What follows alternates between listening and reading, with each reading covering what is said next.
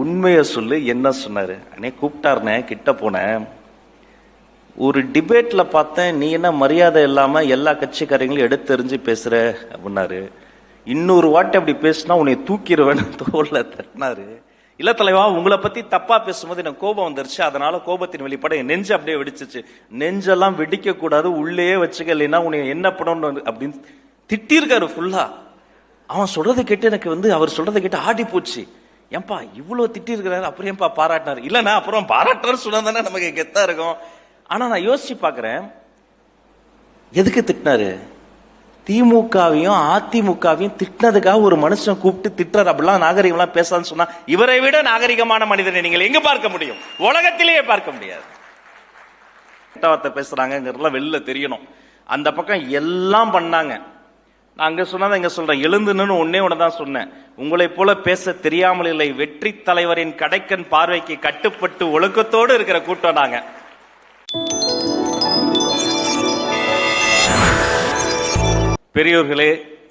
பெரியோர்களே, தாய்மார்களே, அன்பர்களே, நண்பர்களே, நல்லவர்களே, வல்லவர்களே, சொந்தங்களே, பந்தங்களே, நாளும் தெரிந்தவர்களே, அவர்களே, இவர்களே, தளபதி நெஞ்சில் குடியிருக்கும் நண்பர்களே, நல்ல ஒரு காலை பொழுதில் இனிய தமிழ் வணக்கம். தமிழ் திரையில் ஒரு மூத்த கலைஞர், மதிப்பிற்குரிய ஒரு கலைஞர் அண்ணன் பிரகாஷ் ராஜ் அரசியல் வேறுபாடுல ஒரு வாட்டி சொன்னாரு, டிரைவர் பையனை நீ எம்எல்ஏ ஆக்குவியா? அவன் கோபமா சொல்லிட்டாரு. எங்க சிஎம் கொஞ்சம் வித்தியாசமானவர். எம்எல்ஏ மட்டும் இல்ல, நடந்து கொண்டிருக்கிற சட்டமன்றத்தினுடைய கொறடாவாகவே ஆக்கிவிட்டார். அன்பு தம்பி செல்லம் சபரிநாதன் அவர்களே, அண்ணா நகரை எங்கள் அண்ணன் நகராக மாற்றி காட்டிய சாகசக்காரன் சட்டமன்ற உறுப்பினர் ராம்குமார் அவர்களே, புன்னகை மன்னன் பூக்கடையார் அண்ணன் அவர்களே, கழக மாவட்ட செயலாளர், என் பாசத்திற்குரிய போர் யானைகள் பகுதி செயலாளர்கள் ராஜேஷ் மற்றும் நந்தா அவர்களே, வட்ட செயலாளர்களே, சகல அணி உறுப்பினர்களே, தமிழ் துறைகளினுடைய மிகப்பெரிய ஒரு ஜாம்பவான் பொக்கிஷம், அதே சிரித்த முகத்தோடு எத்தனை 4 தலைமுறை தாண்டி வீறு நடை போடக்கூடிய சிங்கப்பெண் ஜெயசித்ரா அம்மா அவர்களே, சகல இயக்குநர்களே, தயாரிப்பாளர்களே, இந்த விழா இப்படி நடப்பதற்கு ஒண்ணும் இல்ல, நடத்திக்கங்கன்னு மட்டும் தான் நான் சொன்னேன். நல்லா பண்ணுங்க, நல்லதை பண்ணுங்க தான் சொன்னேன். சொன்ன சொல்லை வேதமாக மாற்றி காட்டி குறைந்த நாளில் நிறைந்த நிகழ்ச்சியை நடத்தி காட்டும் சாகசக்காரர் தளபதி பக்தன் அண்ணன் அம்மா கிரியேஷன்ஸ் டி சிவா அண்ணன் அவர்களே, பாடலாசிரியர் சிவா அவர்களே, அநேகமா தேசிய விருது பாட்டுக்கு வாங்கிடுவீங்கன்னு நினைக்கிறேன். சூப்பரா இருந்ததுண்ணா, அருமையா இருந்தது, நல்ல பாட்டுண்ணா. அந்த பாடல் அவர் எழுத, அம்மாவுடைய தவ புதல்வன் அம்ரீஷ் அன்பு தம்பி எங்க பார்த்தாலும் ஓடி வந்து கட்டி பிடிச்சிருவாரு. அவர் இசையமைக்க, அந்த குட்டி குழந்தைகள் பாட, உண்மையிலே எனக்கு கண்ணு கலங்கிருச்சு, ரொம்ப எமோஷனல் ஆயிடுச்சு. இந்த மனுஷனுக்கு எத்தனை பெரிய அன்பு பாருங்க. இந்த நிகழ்ச்சி வெறும் பிறந்தநாள் நிகழ்ச்சியா இருந்துடக்கூடாது. வாகை தலைவனுக்கு வாழ்த்தரங்கம்னா வாழ்த்த போவது யார்? சுவாமி விவேகானந்தர் அவர்கள் சிகாகோவில் பேசிய பேச்சு ஒட்டுமொத்த உலகத்தை புரட்டி போட்டது. ஏன் லேடிஸ் அண்ட் ஜென்டில்மென் என்று ஆரம்பிக்காமல் சகோதர சகோதரிகளை என்ற சகோதரத்தை பரப்பினார். அந்த மாபெரும் மனிதன் சொன்னார், 100 இளைஞர்கள் தாங்க இந்த தேசத்தை மாற்றுகிறேன். இதோ இந்த மேடையில் அந்த 100 இளைஞர்களை இந்த தேசத்திற்காக தருகிறோம். இது உங்களுக்கான நிகழ்ச்சி. நல்லா பேசுங்க, நல்லதை பேசுங்க. என்ன பேசினாலும் இதயத்திலிருந்து பேசுங்க. பேச்சில் 2 வகை. மூளையில் இருந்து சிந்தித்து பேசுவது ஒரு வகை, இதயத்தில் இருந்து பரிசுத்தமாக பேசுவது 2வது வகை. நாகரிகமாக பேசுங்க, நல்ல பல கருத்துக்களை பேசுங்க. மனதில் தோன்றிய கருத்துக்களை அப்படி ஒரு முறை யோசித்து பார்த்து பேசுவது ஒரு வகை.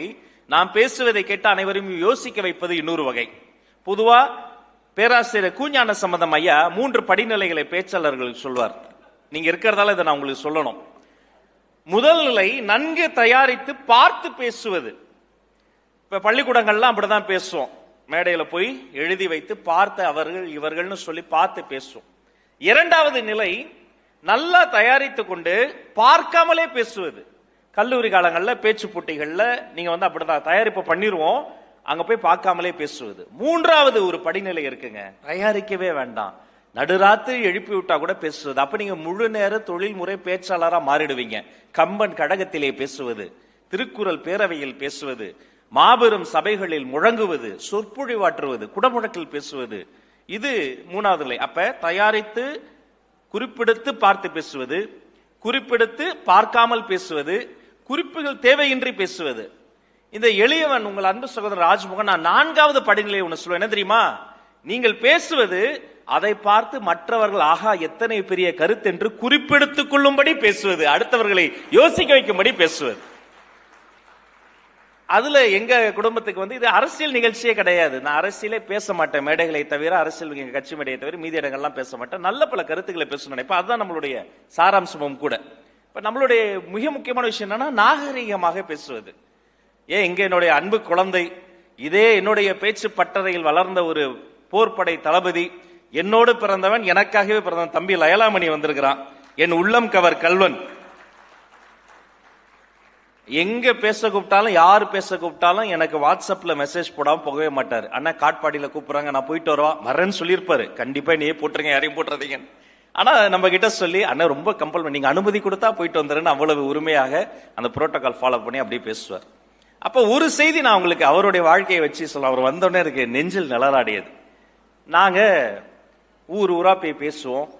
ஒரு பனையூர்ல ஒரு முக்கியமான நிகழ்வுக்கு போயிருந்தப்ப தளபதி இருக்கிறாரு. நாங்கெல்லாம் அங்க வந்து பக்கத்துல அந்த நின்றுட்டு இருக்கோம். அப்ப அப்படி போனவர் அப்படி நின்று என்னையும் மணியும் பார்த்தார்.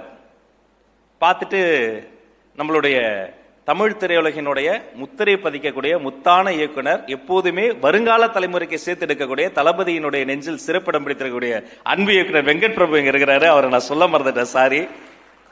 எங்க லைஃபே உங்க படம் மாதிரி தான் இருக்கும், சிரிச்சு கலகலம் தான் இருக்கும். ஆனா வெளியில வந்து அப்படி நெருப்பாட்டில் நீந்தக்கூடிய நேரம் இருக்கும். அப்ப நின்றுட்டு இருக்கும்போது அவர் இப்படி பார்த்துட்டு எங்களையே பார்த்தார், நாங்களும் அவரே பார்த்தோம். என்ன பண்றதுன்னு தெரியல அப்படின்னாரு. இப்ப எனக்கு டவுட், என்ன கூப்பிடுறாரா அவரை கூப்பிடுறாரு? நான் என்னையா இவரையா அப்படின்னேன். அவர் லயலாமணியை காமிச்சு அப்படின்னாரு. உடனே குடு குடுன்னு ஓட்டாரு. இப்ப நாங்க ஒரு 40 பேர் இங்க நிக்கிறோம். இப்ப எங்களுக்கு இங்க இருந்து அவங்க 2 பேரும் பேசிக்கிறது மட்டும் தான் தெரியுது, என்ன பேசுறாங்கன்னு தெரியல. நான் இங்க இருந்து டப்பிங் பண்றேன். பார்த்தா இவன் ஏதோ இப்படின்றான் அப்படின்றாரு. தளபதி என்ன பண்றாரு, அவரை தோல்ல தட்டுறாரு. லயலாமணி நெஞ்சு அப்படி தொட்டு தொட்டு பேசுறாரு. கேக்குறாங்க அண்ணன் என்னென்ன நடக்குதுன்றா. நான் சொல்ல, டேய் இம்ப்ரெஸ் பண்ணிட்டான்டா, பெருசா ஏதோ பண்றான்டா அவன் தான்டா. இனிமே நடா தொட்டு பேச பாரு, நெஞ்ச தொட்டு தொட்டு பேசுறாரு. என்ன என் நெஞ்சில நீ குடியிருக்கன்னு சொல்லியிருக்காரா அப்படின்லாம் சொல்லி போச்சு ஒரு 10 நிமிஷம். அப்புறம் வந்து பாயெல்லாம் சொல்லிட்டு போயிட்டாரு. இப்ப இவர் வந்தோடனே எல்லாரும் கேக்குறோம் என்ன சொன்னாரு. அது இப்படின்னே நான் சொல்லுவேன், ரொம்ப பாராட்டிட்டாருண்ணே, பயங்கரமா பாராட்டிட்டாரு. சரி, ஒரு 40 பேர் 20 பேர் ஆனாங்க. இப்ப திரும்ப கேட்கணும், சரி என்ன சொன்னாரு? ஐயோ அதை எப்படி நான் சொல்லுவேன், ரொம்ப பாராட்டிட்டாரு. அது நீ கேட்காதீங்க, கூச்சமா இருக்கு. எல்லாம் போய் கடைசி 5 பேர் பக்கத்துல ஆலடி பட்டியா தேநீர் கடைக்கு போய் டீலாம் சாப்பிடும். நான் பார்த்துக்கிட்டே இருந்தேன். இப்போ சொன்ன, மணி நீ யாருன்னு எனக்கு தெரியும், நான் யாருன்னு உனக்கு தெரியும், உண்மையை சொல்லு என்ன சொன்னாரு. அண்ணே கூப்பிட்டாருனே, கிட்ட போனேன், ஒரு டிபேட்ல பார்த்தேன், நீ என்ன மரியாதை இல்லாம எல்லா கட்சிக்காரங்களும் எடுத்து எறிஞ்சு பேசுற அப்படின்னாரு. இன்னொரு வாட்டி அப்படி பேசினா உன்னை தூக்கிடுவேன் தோல்ல தட்டினாரு. இல்ல தலைவா, உங்களை பத்தி தப்பா பேசும்போது எனக்கு கோபம் வந்துருச்சு, அதனால கோபத்தின் வெளிப்பாடு என் நெஞ்சு அப்படியே வெடிச்சிச்சு. நெஞ்செல்லாம் வெடிக்க கூடாது, உள்ளே வச்சுக்க, இல்லைன்னா உன்னை என்ன பண்ணணும் அப்படின்னு திட்டிருக்காரு ஃபுல்லா. அவன் சொல்றதை கேட்டு எனக்கு வந்து அவர் சொல்றதை கேட்டு ஆடி போச்சு. ஏன்பா இவ்வளவு திட்டி இருக்கிறாரு, அப்புறம் ஏன்பா பாராட்டினாரு? இல்லன்னா அப்புறம் பாராட்டுறாரு சொன்னா தானே நமக்கு கெத்தா இருக்கும். ஆனா நான் யோசிச்சு பாக்குறேன், எதுக்கு திட்டினாரு? திமுகவையும் அதிமுகவையும் திட்டினதுக்காக ஒரு மனுஷன் கூப்பிட்டு திட்டுறாரு. அப்படிலாம் நாகரிகம்லாம் பேசலாம்னு சொன்னா, இவரை விட நாகரிகமான மனிதனை நீங்கள் எங்க பார்க்க முடியும்? உலகத்திலேயே பார்க்க முடியாது. அந்த நொடி எங்க எல்லா பேச்சாளர்களும் போன் பண்ணி நான் சொன்னேன், தம்பி தப்பி தவறி கூட நாகரிகம் இல்லாம யாரையும் எடுத்தெறிஞ்சு பேசுற, அரவணைச்சு பேசுங்க, எதிரியே கை தட்டி பேசுங்க. குரடா இருக்காரு, அவருக்கு தெரியும் சட்டமன்றம் என்ன நடந்ததுன்னு தெரியும். எல்லாரையும் நான் வந்து நேரலை போட தான் சொல்லேன். சபாநாயகர்கிட்டே நான் கோரிக்கை வைக்க போறேன். ஏன்னா அப்பதான் யார் யார் எப்படி எப்படி பேசுறாங்க, மரியாதை இல்லாம பேசுறாங்க, உடல் மொழியில பேசுறாங்க, கெட்ட வார்த்தை பேசுறாங்கிறதுலாம் வெளில தெரியணும். அந்த பக்கம் எல்லாம் பண்ணாங்க. நான் அங்க சொன்னதான் இங்க சொல்றேன், எழுந்துன்னு ஒன்னே ஒண்ணுதான் சொன்னேன், உங்களை போல பேச தெரியாமல் இல்லை, வெற்றி தலைவரின் கடைக்கன் பார்வைக்கு கட்டுப்பட்டு ஒழுக்கத்தோடு இருக்கிற கூட்டம் நாங்க. அந்த ஒழுக்கத்தோடு நீங்களும் பேசணும், சும்மா கிடையாதுங்க. 28 ஆண்டு கால பயணம்ங்க. இதே என்னுடைய எழும்பூர் அரசு மருத்துவமனையில பிறந்த தலைவன், என் தலைவன் ஒரு சாதாரண துணை இயக்குனர், கஷ்டப்படுற சூழல்ல பிறந்தார், கஷ்டப்பட்டு தான் பிறந்தார். நானும் அதே எழும்பூர் மருத்துவமனையில தான் பிறந்தேன். அங்க பிறக்கக்கூடிய குழந்தைகளுக்கு அவர் பிறந்த தினத்தில் பிறக்கக்கூடிய குழந்தைகளுக்கு, அன்று பிறக்கும் குழந்தைகளுக்கு தங்க மோதிரம் போடக்கூடிய கூட்டம் எங்களுடைய கூட்டம். தளபதி போடலாம், எங்க செயலாளர்கள்லாம் போய் போடுவோம். 28 வருஷமா போட்டுக்கிட்டு இருக்கோம். பிறந்த குழந்தைக்கு தங்க மோதிரம், வளரும் குழந்தைக்கு வீடு சின்ன வீடா இருக்கும், வீட்டுல அப்பா அம்மா சண்டை போட்டா படிக்க முடியாது.